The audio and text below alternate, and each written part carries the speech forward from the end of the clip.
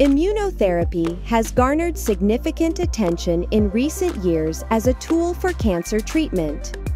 To produce large quantities of stable immune cells ex vivo, it is necessary to offer an optimal growth environment for cells with minimized contamination risks. Currently, most domestic biotech companies rely on manual operations or foreign equipment, with key raw materials being imported. Additionally, centralized production modes with limited capacity contribute to high costs.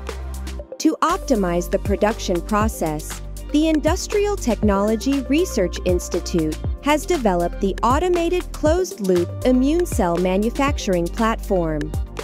This automated system precisely controls temperature, humidity, and gas concentration within a closed cultivation chamber, creating the optimal growth environment for cells, along with reducing the risk of contamination.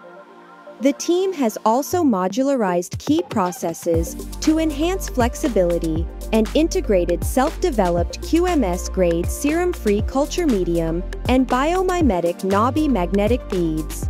This innovation halves the process time and increases the total yield by 1.5 times, boosting production capacity and paving the way for advancements in the cell therapy industry.